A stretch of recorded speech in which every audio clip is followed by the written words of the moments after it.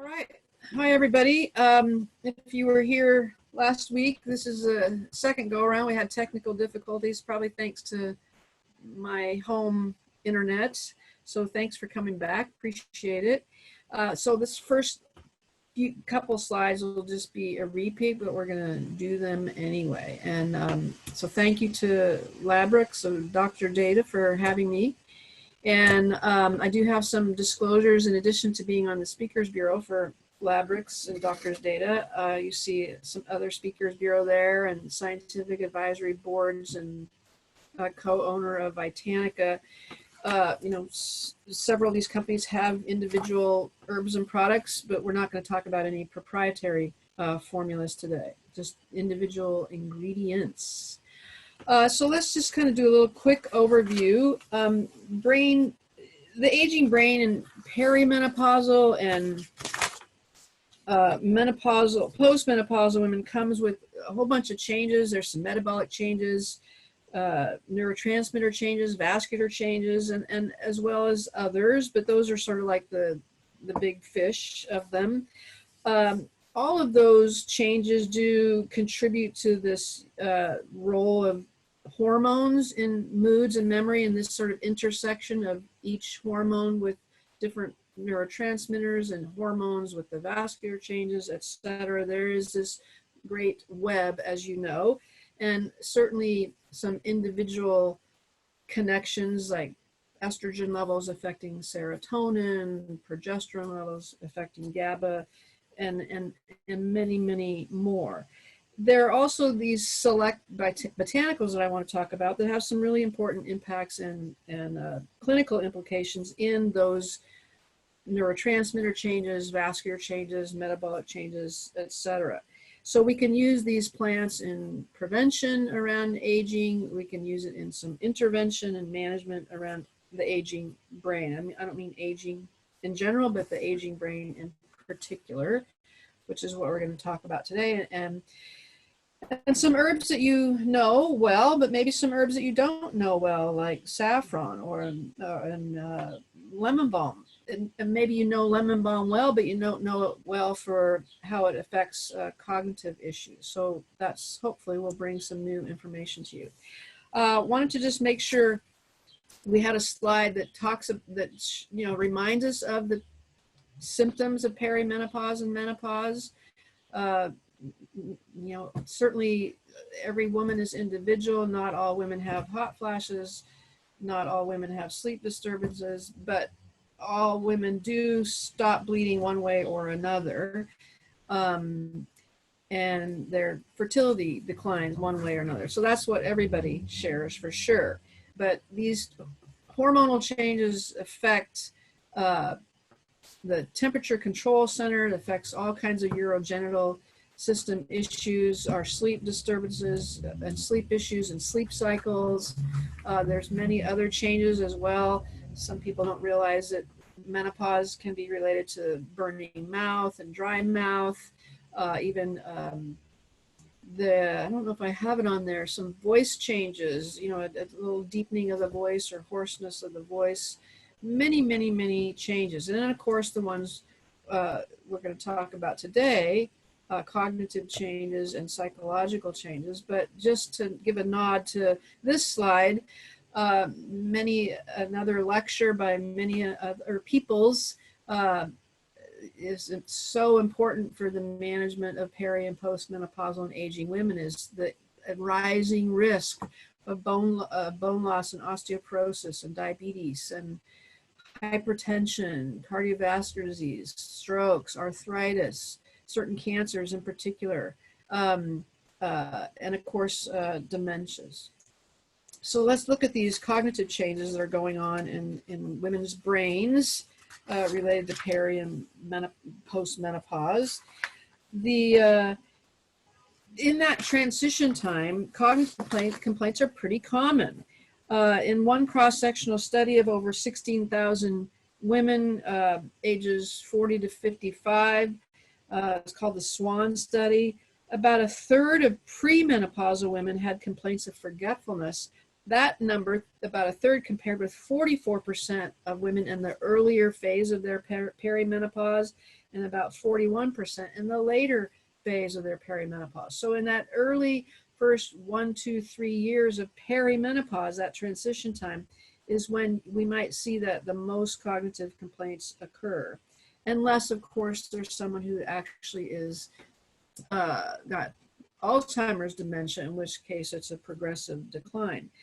Cognitive complaints are increased with age, but age alone doesn't really account for these differences. There's factors associated with forgetfulness, like women who have less than a high school education have more complaints, more financial difficulties, unemployment, surgical menopause. That surgical menopause, that loss of the ovaries, really puts a ding on the brain as well as many other body parts. Past smokers, but not current smokers, non-white race, and low physical activity. All these affect complaints of forgetfulness in particular. So vasomotor symptoms, aka hot flashes or night sweats, are really the cardinal symptom of menopause. But decline in memory in the SWAN study was the second most frequent symptom reported, and then as well as joint stiffness and soreness, which gets not quite as much attention.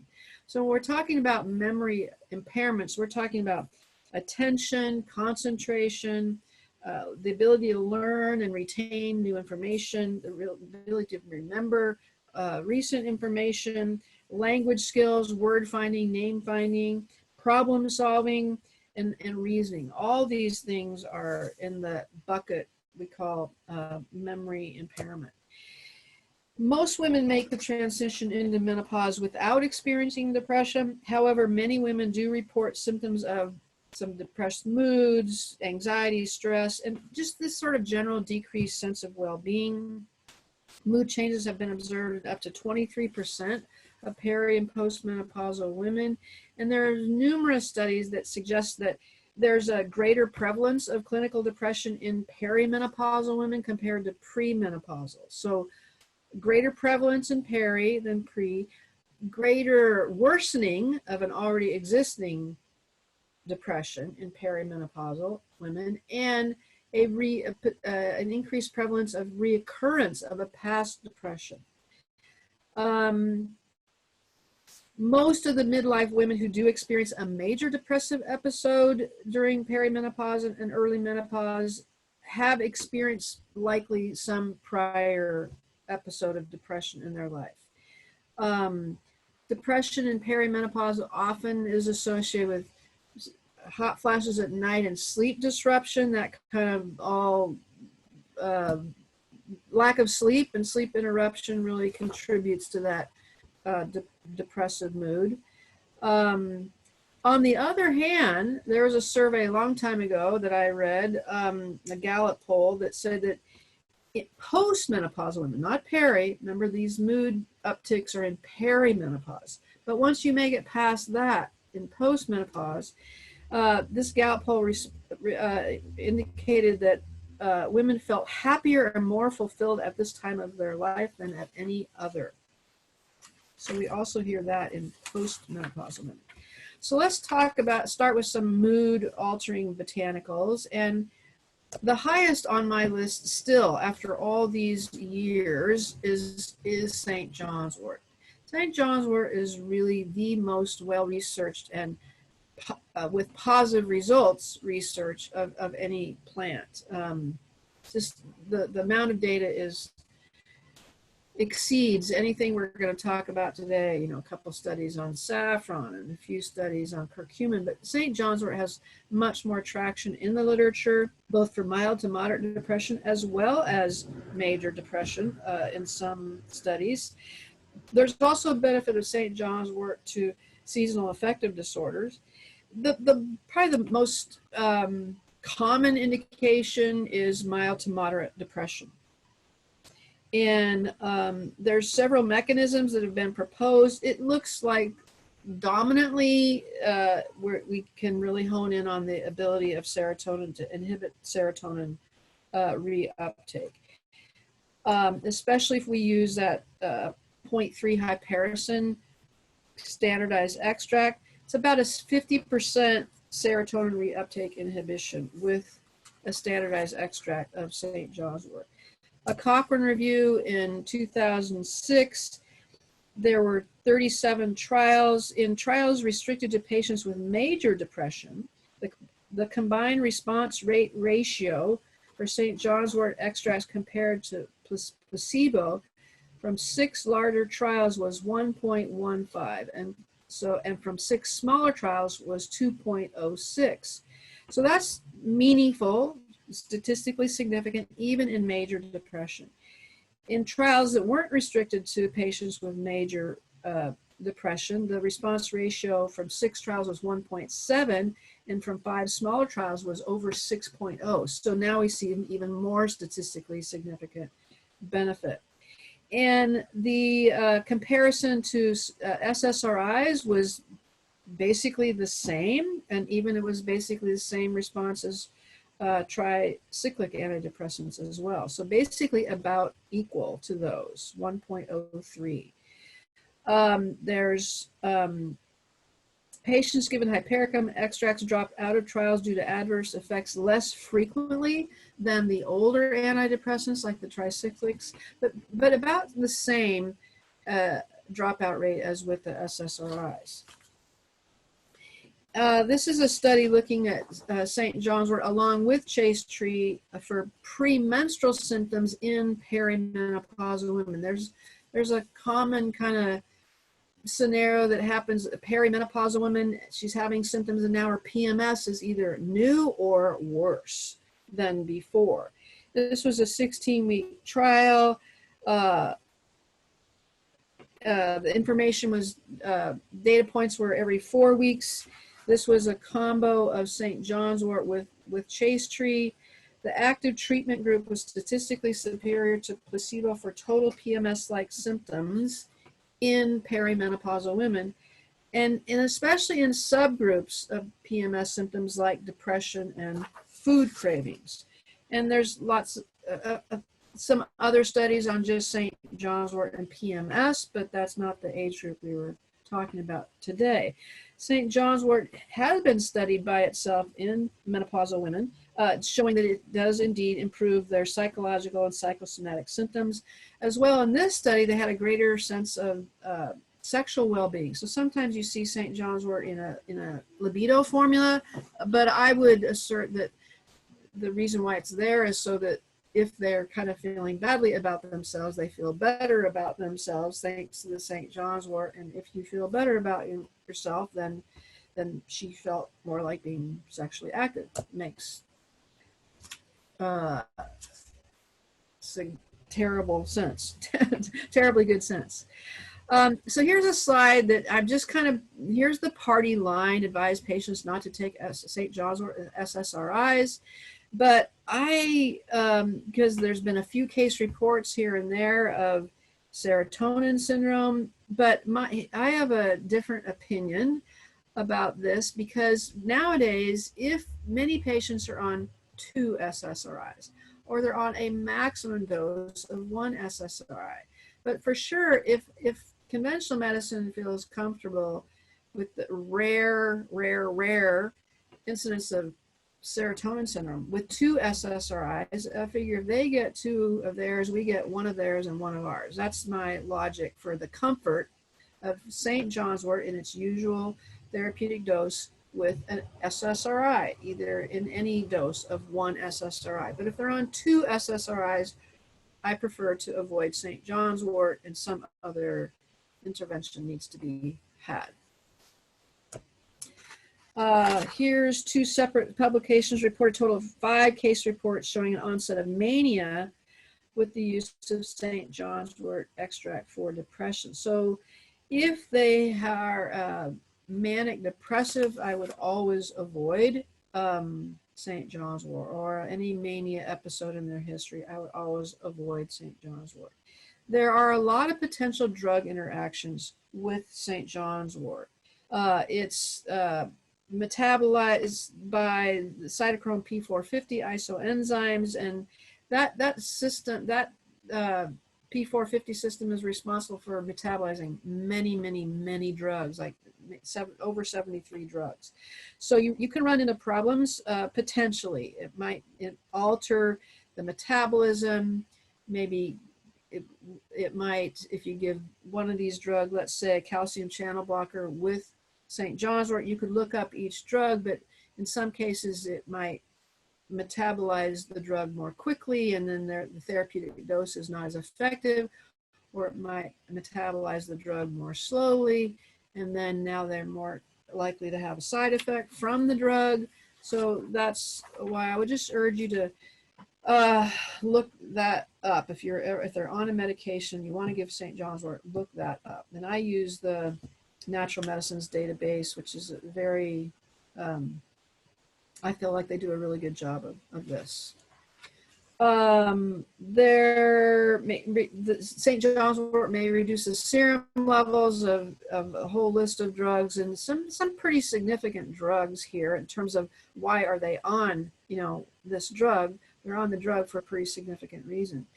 Birth control pills is interesting. I do avoid St. John's wort with birth control pills because there's at least 2 published studies that show that the St. John's wort altered the kinetics of the estrogen metabolites, as well as there was a few more cases of breakthrough bleeding when they were on the birth control pill plus the St. John's wort, which implies perhaps that they ovulated while on the pill. Not a good thing if you're using it for contraception.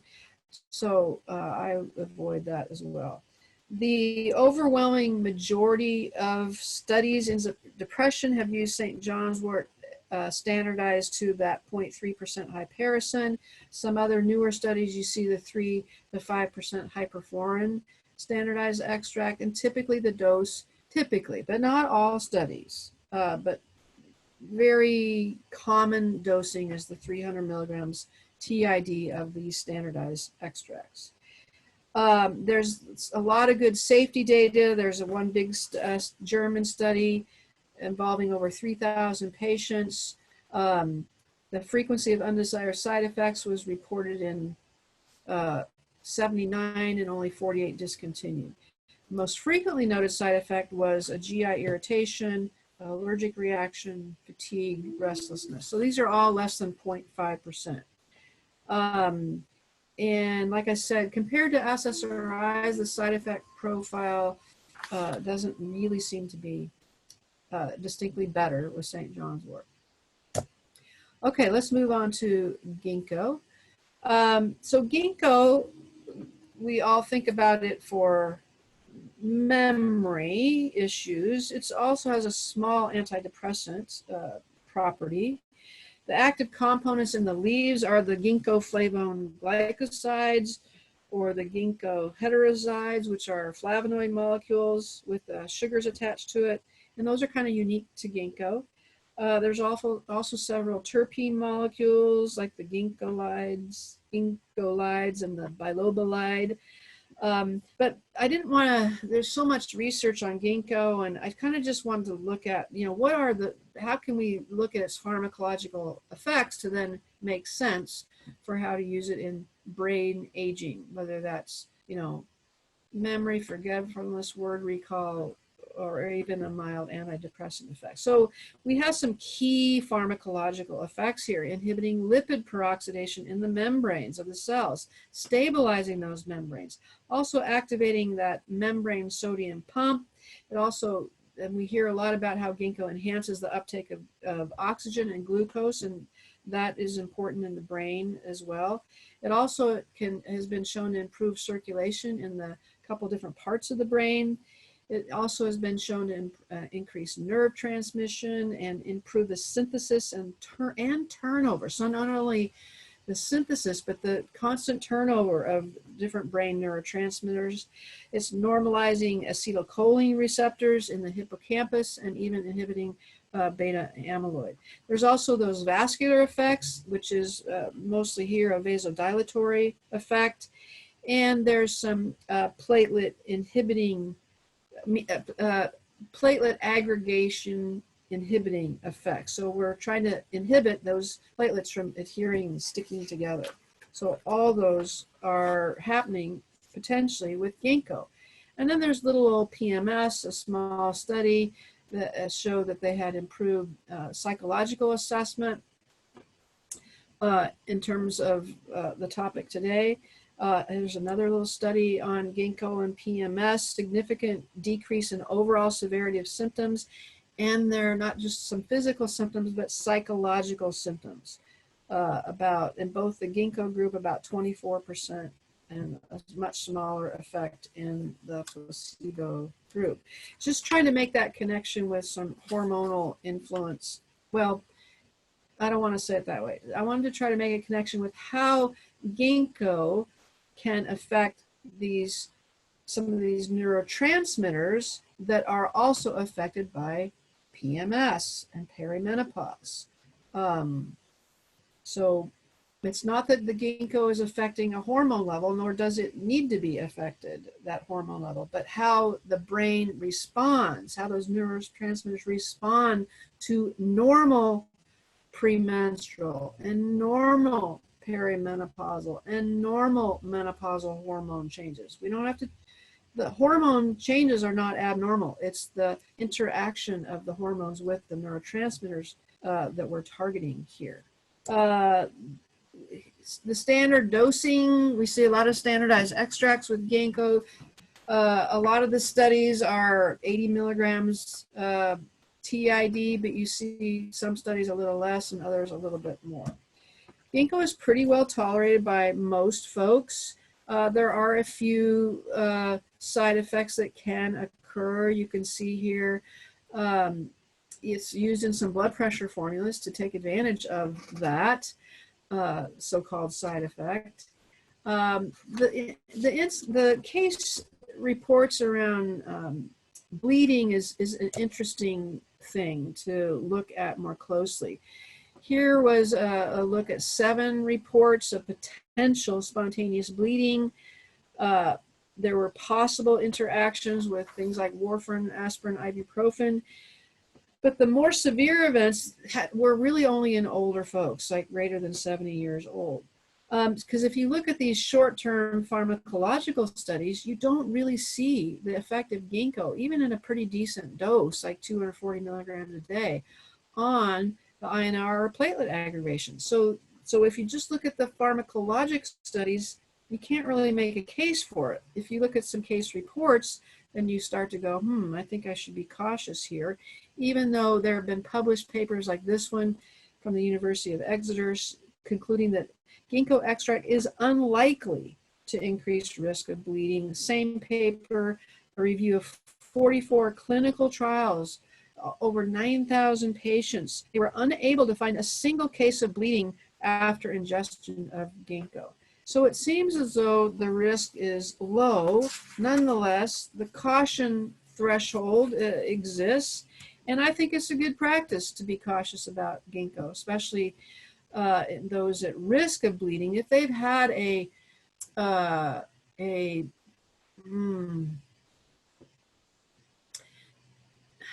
they've had a stroke, I'm gonna be very cautious. And if they're on medications like warfarin, I'm going to probably not use it. Prior to surgery, I think it's smart to stop ginkgo a couple weeks before. I don't know too much about this history of seizure, what kind of seizures there might be warranted some caution. So I didn't reread that, so I would encourage you to reread that. So let's move on to lemon balm. And like I said, this might be a new way of using lemon balm. The parts that we're talking about are the leaf and the leaf oil. There's some flavonoids in there, polyphenol compounds, some monoterpenoid aldehydes, and monoterpene glycosides as well. That essential oil lemon balm does contain terpenes. Here's a study I wanted to just call out, not because we're talking about heart palpitations, but the anxiety aspect. 1,000 milligrams a day of lemon balm extract for 2 weeks resulted in not only less heart palpitations, but less anxiety. But other benefits, anxiety and insomnia were significantly decreased in the lemon balm group while not in the placebo group. And then we have a study on lemon balm and mood and cognition. A study published in 2003 found that lemon balm increased cognitive ability and mood in 20 healthy young adults. So it wasn't older adults who had brain aging. And the highest dose, they looked at 3 doses, 600, 1,000, 1,600 milligrams. The highest dose had the most dramatic improvements. And this was even just, and they changed doses in the same individual after a week of each dose, a week in between, I think. Also greater mental performance, greater mental calmness. Again, that was in young, so let's look at maybe in the older folks. This study was looking at lemon balm using 60 drops a day of a humble little tincture in patients with mild to moderate Alzheimer's disease. These were folks between 65 and 80. It was 18 women and 24 men. And at 4 months, the conclusion was the lemon balm extract produced a significantly better outcome on cognitive function than on placebo. There were also there was less agitation in the lemon balm group and more agitation in the placebo group, which comes often with certain Alzheimer's patients. The dosing, let's look at the dosing. 300 milligrams twice a day has been used for anxiety. The higher dose, that 1,600 milligrams, was used for the cognitive performance. And like I said, dementia, just nice. It's nice when we see a kind of an old-fashioned preparation as a tincture, 60 drops a day. I think lemon balm tincture tastes okay, actually. There's a very good safety profile with lemon balm. It can increase someone's appetite, but other symptoms, side effects are really super uncommon. There's some moderate drug interactions, and I just took these right out of that natural medicines database and didn't highlight the minor ones, but just only highlighted the moderate or above ones. And these are the only ones I found. You know, thyroid hormone, I remember learning and still do, not with great success, but lemon balm is in Graves' disease herbal formulas, lycopus, lemon balm. Those are the two I remember. And because it can alter, kind of tamp down thyroxine hormone production. Let's see. Yeah, I'll let you look those up. Rhodiola, one of my very favorite herbs still to this day. And the reason why I brought it forward today was looking at its effects on anxiety, depression, moods. But one of the most common indications for me in my practice is folks with chronic fatigue syndrome, and dosing it really high in those folks, like 600 milligrams a day, and trying to improve their energy and their recovery and their resilience. So we see some numerous active constituents there. Sorry, I'm going to sneeze. Good thing you're not here because I'm not wearing a mask. Probably the most significant active constituent is the rosavins. We know rhodiola is classified for most of us as an adaptogen, but it also has some antidepressant effects, some antioxidant effects, some neuroprotective effects, even cardioprotective. This is why long ago the Russians did research, and I still use it for these reasons as well, for performance, enhancing cardiac output, recovery from athletic training. Rhodiola, and I give it to all my athletes, especially the really kind of heavy exercisers. And their recovery time is shorter. Their ability to sort of tolerate intense endurance type exercise is better. There's also, tyrosol is that primary active principle in rhodiola. And sometimes you'll see standardized extracts to the rosavin or the tyrosol. But it seems as though that tyrosol is really key in alleviating the stress-induced depletion of the brain catecholamines. In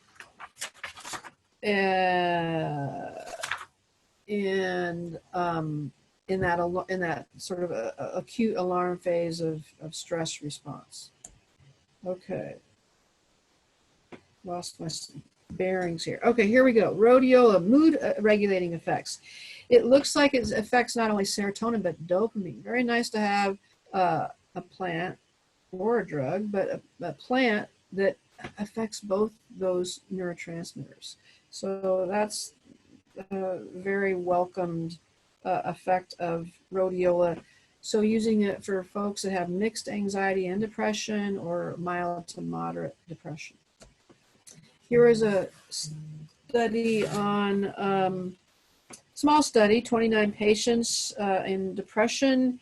The standard extract showed antidepressant potential in patients with mild to moderate depression, and they did doses that maybe are a little bit higher than what you're used to using. I think most of us typically kind of use 100, 200 milligrams a day. I mentioned the 600 for really chronic fatigue syndrome. But for mild to moderate depression, I'd say it's on the higher side of the dosing. And you should expect some results in about 6 weeks. I think I have never gone to 1,000 milligrams a day. That's a high dose on this slide here. Like I said, some typical doses are like kind of 100 to 200 milligrams a day. If you're dosing it for depression, I would do that twice a day dosing. So 170 to 340 milligrams twice a day. You would kind of lower a little moderate dose to higher dose. And remember, avoid rhodiola. Did I not say this? Rhodiola should be avoided in mania and bipolar. Avoid rhodiola in bipolar patients. Definitely. Okay, curcumin. I'm not sure how many of us on the call are familiar with the curcuminoids as it relates to depression and brain aging. So, remember, curcumin is just one member of these family of compounds called curcuminoids, although we kind of developed this shorthand way of talking about it to refer to the entire family. But these the D-methoxycurcumin and the bis-dimethoxycurcumin are really important contributors to the overall effect of turmeric or the curcuminoids. We also know that curcumin is not well absorbed. So we'll talk about that in a minute and what various companies do to try to overcome that. But before we do that, curcumin, this is a slide that just says, wow, look at all those mechanisms of the curcuminoids. It's broad, it's vast, it's those targets. And so you can take that slide and then sort of translate it to clinical situations, whether it's inflammation or growth factors or anti-angiogenesis. It's an antioxidant, anti-inflammatory, antibacterial, antifungal, antiviral, anti-cancer, and antidepressants, and changes the way that the brain ages through many of those mechanisms I just mentioned.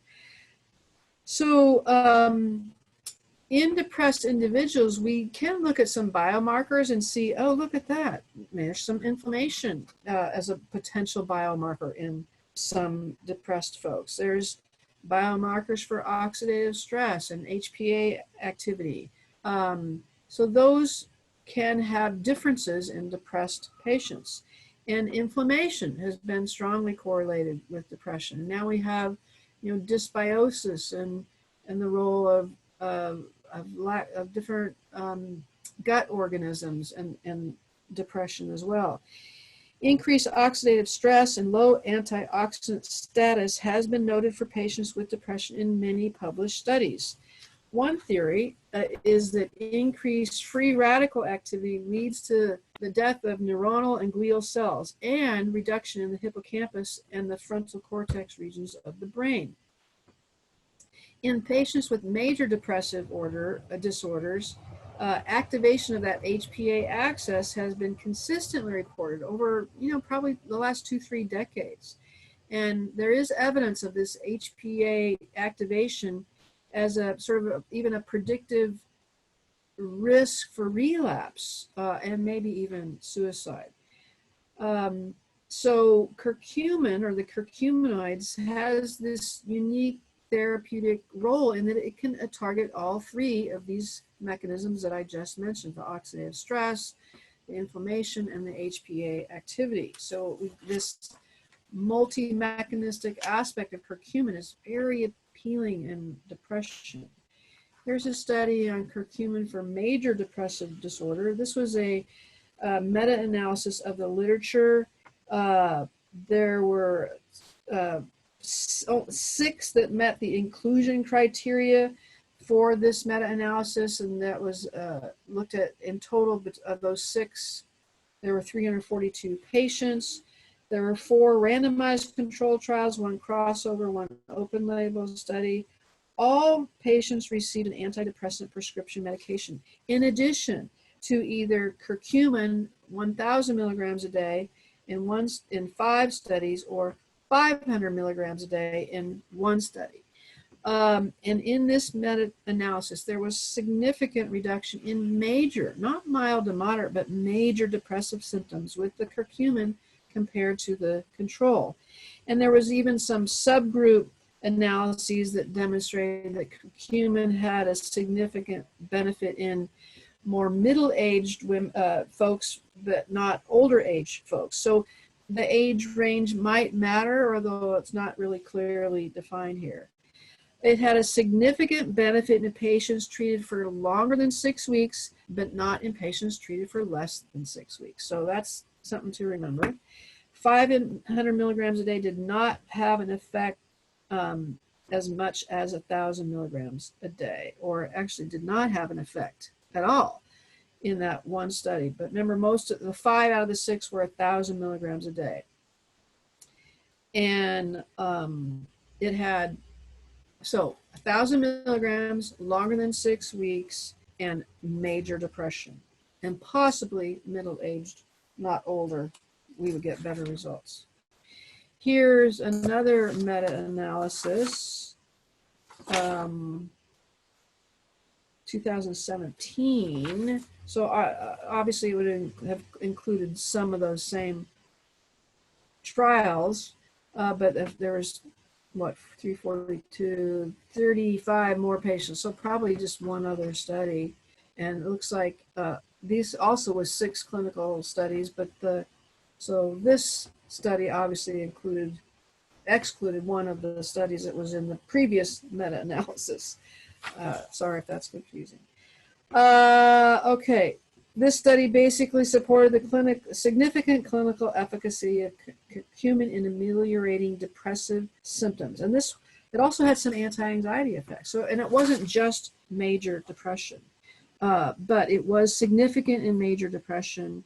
Again, these subgroups. Okay, let's look at memory and brain amyloid. So remember the anti-inflammatory properties that we all know and love about curcumin. We know that property, reducing inflammation in the brain, might have some neurodegenerative protection. These researchers studied the effect of curcumin on memory in non-demented adults and explored its impact on brain amyloid and tau accumulation. They were randomized 40 patients to receive a bioavailable form of curcumin. This particular one was Curcumin, 90 milligrams twice a day. And what happened here? Improved memory and attention in non-demented adults. And decreases in amyloid and tau accumulation in the brain regions that modulate mood and memory. So what about this whole absorption thing? This is a slide that just shows how we've evolved in trying to wrestle with this issue that the gut just doesn't absorb curcuminoids well at all. You have to have it's dependent on something. In traditional cooking, that's usually some kind of pepper. And there's probably other in traditional preparations in terms of, did they use a hot water extraction? Did they put it in some milky substance, the fat? Because we've seen the evolution of the methodologies from manufacturers in attaching the curcuminoids to a fat to enhance the absorption. That seems to be a decent way to improve it. We also see these methods like the nano, kind of like a nanoparticle. I think that's sort of how the curcumin would be described.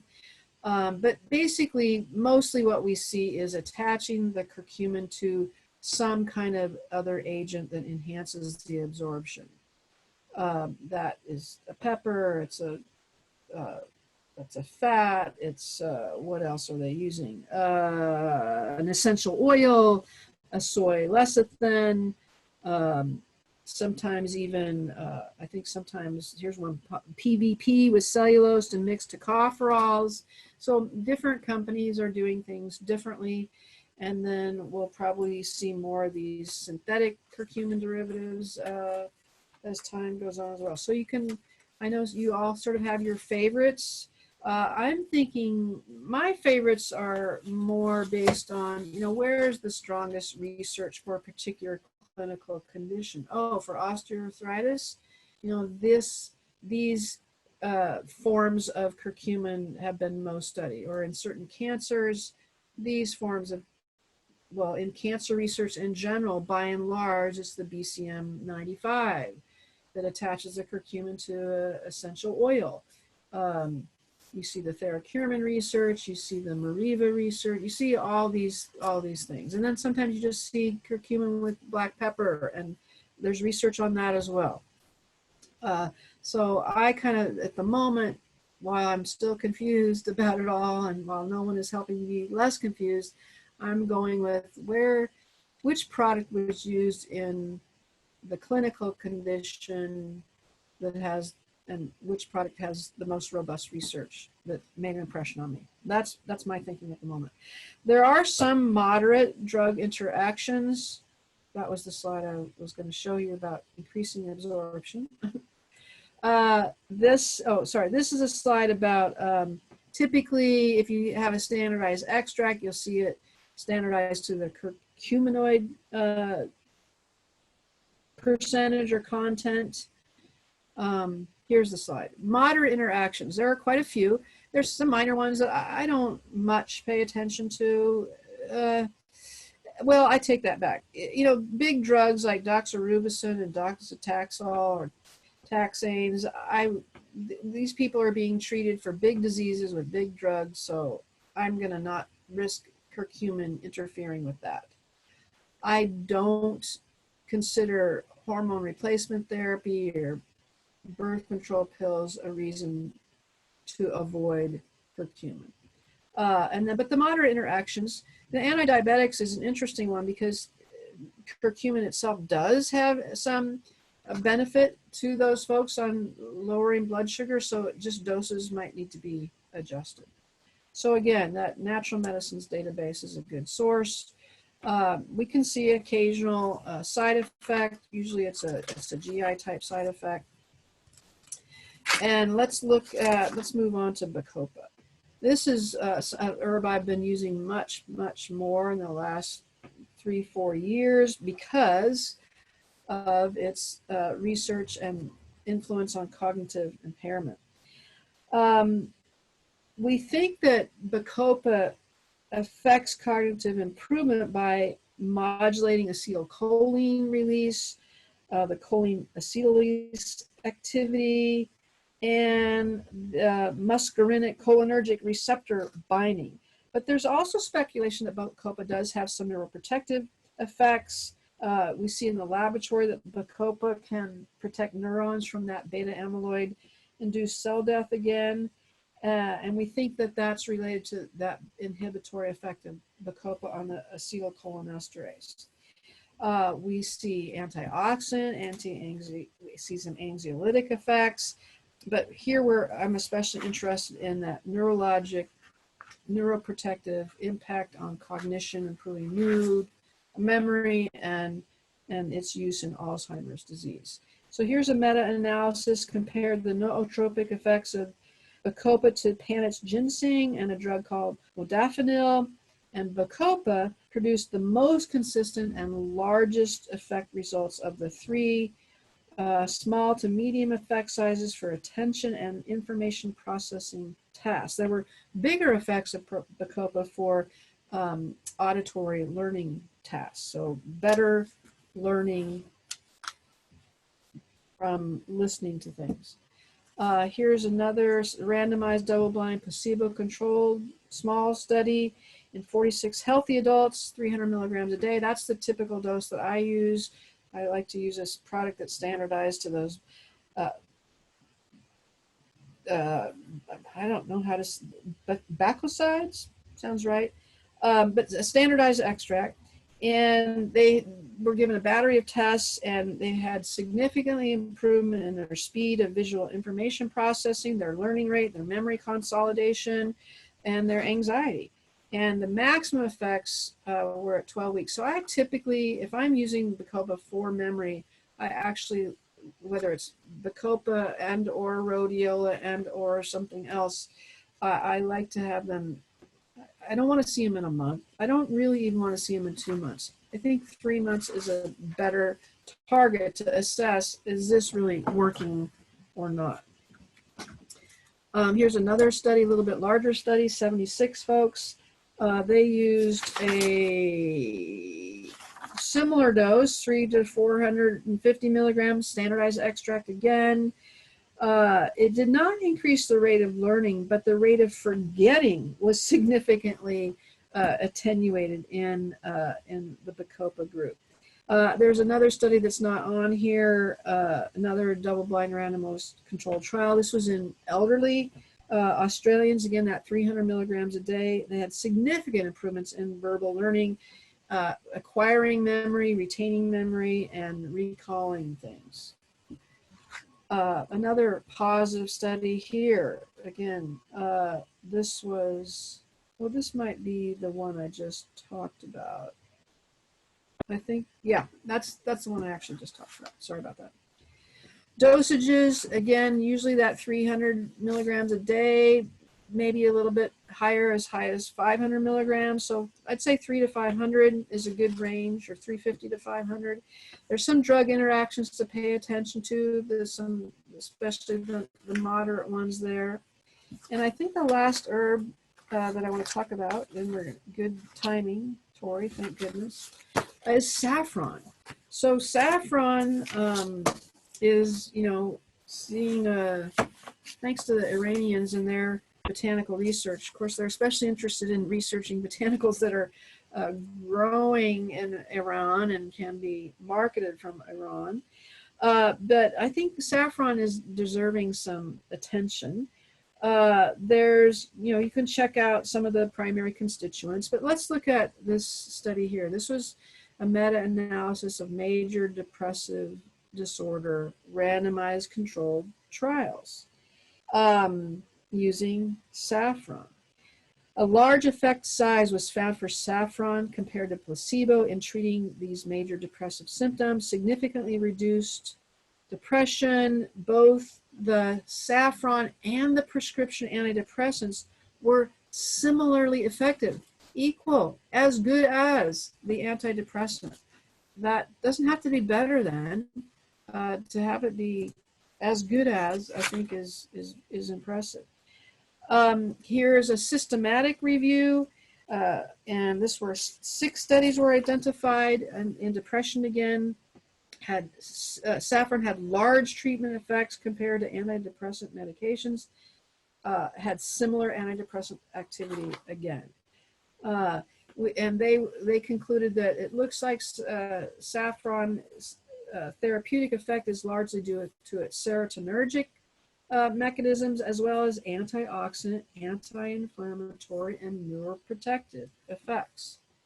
And then we'll look at saffron and Alzheimer's disease. This was 46 patients. They had probable Alzheimer's disease. This was 16 weeks double-blind study. They had mild to moderate, not severe Alzheimer's. They received either 30 milligrams a day of saffron. It was dosed 15 twice a day. I don't know if that matters.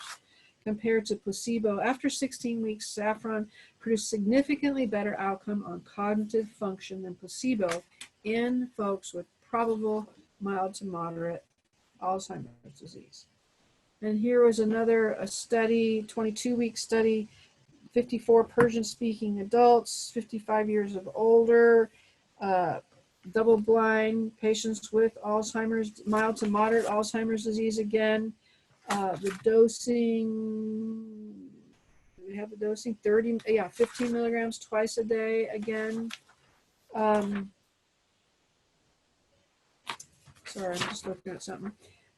Saffron was found to be effective, similar to the donepezil drug used in the treatment of mild to moderate depression. And they found those results after 22 weeks. So I would say there's this nice little preliminary evidence, mild to moderate Alzheimer's disease, getting some improvement in some markers of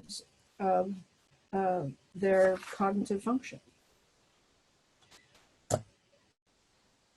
Common dosing is this 30 milligrams a day. It's generally pretty well tolerated. I haven't seen any side effects yet. I'm sure I will someday, knock on wood. Probably maybe be a little bit more careful if someone has asthma, but in where they're manufacturing saffron and where the saffron might be airborne, there's been some conjunctivitis and allergic symptoms reported. Maybe some moderate interactions with antihypertensive, barbiturates, and calcium channel blockers. And here's some resources. There's that Natural Standard or Natural Medicine's Comprehensive Database. Very, very comprehensive information. A few other resources there.